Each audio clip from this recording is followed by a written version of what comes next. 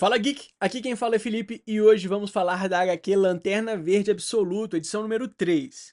E se você gosta desse tipo de conteúdo e puder apoiar o canal se inscrevendo e dando um like no vídeo, saiba que vai ajudar muito esse trabalho. Vamos relembrar que na edição anterior vimos que Abin Sur iniciou o julgamento na cidade. E agora cabe a Joe, Hal e John descobrir mais sobre a redoma verde que cobriu o local. Então, sem mais delongas, vamos para nossa HQ. No abismo da consciência, uma voz chama por John Stewart. No vazio absoluto, onde o silêncio pesa como chumbo, o nome dele ecoa, como um lembrete. Para comandar a chama, é preciso mais do que poder, é preciso sabedoria, é preciso estar livre do medo. Com firmeza, John responde antes mesmo do chamado terminar. Ele já sabe. Ele sempre soube. A luz do anel brilha como uma memória distante. John o observa com atenção, quase reverente, mas sua mente viaja longe demais. A voz de Todd o chama de volta à realidade, uma realidade onde até os abutres parecem patrulhar as ruas. A terra mudou, e o silêncio diz mais do que qualquer alarme. Viva o momento, Johnny. Todd entrega o café como se aquilo ainda pudesse ser normal. John, distraído, se desculpa, mas a conversa rapidamente mergulha no que realmente importa. Não há mais entregas, nem correio, nem polícia. Um vazio estranho tomou conta da cidade. Um silêncio incômodo que ninguém ousa quebrar. Eles discutem a escassez, a falta de movimento, o medo silencioso das pessoas. Abby, do armazém, aceita promissórias, porque dinheiro já não tem o mesmo valor. Todos se recolheram, todos esperam, como se estivessem paralisados. John entende. Eles estão esperando pelos adultos, por alguém que tome as rédeas do caos. E então, como se o universo respondesse ao pensamento, um carro se aproxima. Uma demonstração ao vivo do que John acabara de dizer. O padrão se repete. Avistam a luz, avistam os urubus, talvez até um corpo, e então não veem mais nada. A mente se recusa a aceitar o que está diante dos olhos. Eles desviam, sempre desviam. John tenta racionalizar. O escudo verde não apenas bloqueia fisicamente, ele distorce a percepção. Quem está fora simplesmente não o vê, não entende. É o desconhecido, diz ele, o alienígena. E se isso é apenas o começo? O que mais eles não sabem? Todd pergunta sobre o anel dourado que John tanto observa. Ele revela: não é um anel de verdade. Talvez parte de um brinco. Achou na estrada depois que um motociclista colidiu com a redoma. A joia atravessou o escudo, algo que nem mesmo carne e osso conseguiram fazer. Mas por quê? Qual é a regra? Joia barata? Bijuteria? Mas passou. Como? Por quê? John encara o anel com olhos inquietos. A redoma não é apenas uma barreira, ela é um enigma.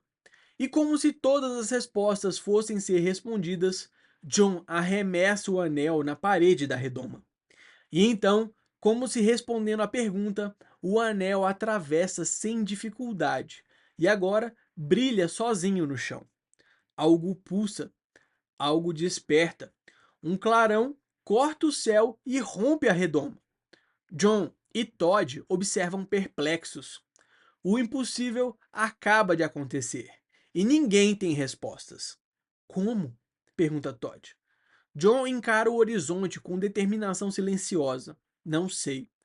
Mas o que ele não sabe hoje, ele vai descobrir. Tudo, cada detalhe, cada verdade escondida. E para isso, para saber por onde começar, ele precisa falar com Hal Jordan. Voltando agora ao presente, Hal é confrontado. Fale comigo, suplica a Lanterna Joe. Mas o caos está instalado. Hal tenta explicar. A Mão Negra está faminta. Quer a luz. Odeia a luz. As duas coisas. E ele não sabe como desligá-la. Talvez nem possa. Joe também não sabe como conter o poder do anel que pulsa dentro dela. E a energia responde ao medo. Cresce, se agita. A tensão explode. A mão de Hal se levanta em direção a Joe. É então que, sem mais explicações ou avisos, Hal ataca Joe, sem querer, sem ter a intenção. Isso porque ele ainda não sabe controlar a Mão Negra.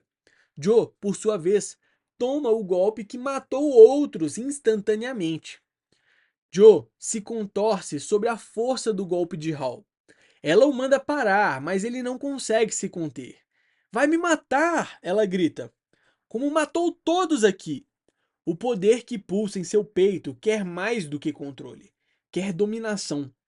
E agora, tomando o controle da situação, Joe age.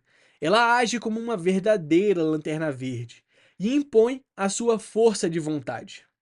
Uma explosão de luz empurra Hal com força bruta. Hal se protege como pode, mas o estrago está feito. O feixe varre a cidade como uma lança cósmica atravessando o deserto. No fim, Hal cai, ferido, mas consciente. Assuma o controle, Hal, diz a voz ofegante entre a dor e a esperança. Com o corpo ferido, mas o espírito em chamas, Joe se ergue e encara Hal com firmeza. Controle isso ou eu controlo por você. A ameaça é clara, mas o desespero está nos olhos. E ao ver Joe suspensa no ar, dominando a luz que antes a consumia, Hal não consegue esconder a pergunta que corrói a sua mente: como você controla isso? De volta ao passado, em um momento de rara calma, John conversa com Joe, mas agora sobre outro tipo de anel. Um anel de casamento, símbolo de passado, memória e dor. Joe lembra da escolha, do ouro verdadeiro, do valor sentimental, mas John quer saber mais do que a composição. Ele busca pistas nas entrelinhas da história para tentar resolver o mistério da redoma. Juntos, eles vão de encontro com Hal Jordan, que mostra algo, um pequeno objeto, uma figura dourada, ridiculamente comum, um brinquedo de plástico pintado de ouro, e ainda assim, talvez a chave para algo muito maior. John vai então testar a sua teoria, e quando o brinquedo cruza o limite da redoma, todos observam atentos. O campo de energia reage e algo acontece. Mais forte, mais intenso. O falso ouro provocou uma resposta. Ele conseguiu atravessar. Um brilho de esperança ou um sinal de algo mais sombrio? John começa a juntar as peças. A redoma não reage ao plástico comum, mas algo que assemelhe-se a ouro. Isso sim. Ele menciona a pedra filosofal, a alquimia, o ouro não como metal, mas como símbolo, um catalisador de conhecimento, de iluminação, de transformação. O ouro, mesmo o falso, tem peso simbólico. O desconhecido responde à forma, à crença, à ideia. E se objetos comuns com a aparência de ouro conseguem atravessar, e o ouro verdadeiro? Joe encara sua aliança, talvez o símbolo mais pessoal de todos. John já estava pronto. Com um brilho nos olhos e um anel de verdade em mãos, o anel de sua avó, ele decide testar. Vamos ver o que acontece agora. E a energia responde com fúria, um clarão, um pulso vivo. Algo está se abrindo. A barreira cede. Por um instante, uma brecha se forma no campo impenetrável. 3 segundos, talvez. Tempo bastante para fazer sonhar. Joe pergunta: e se aumentássemos a abertura? E se talvez juntássemos todo o ovo da cidade? Mas John hesita. Ele sabe, esse não é o objetivo. E então o céu se rasga. A figura celestial ressurge, Abin-Sur, imponente, alienígena inquestionável. O julgamento está em andamento, anuncia a entidade. E todos sabem, não há como fugir. A prova começou. O alvo agora é John. A luz o envolve. O julgamento o consome.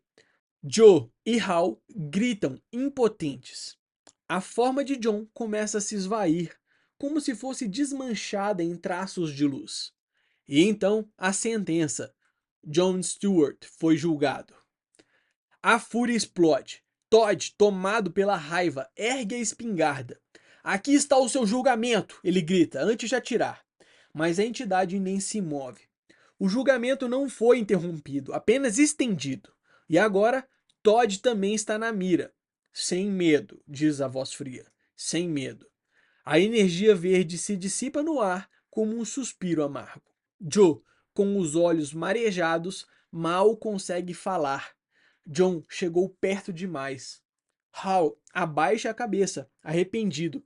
As lições, os sinais, tudo agora parece inútil. Todd encara o vazio, murmurando que aquilo era típico de John. Transformar um pesadelo alienígena num jogo filosófico e pagar o preço por isso. E é então que o silêncio dá lugar à fúria contida. Conhecimento? Todd cospe a palavra.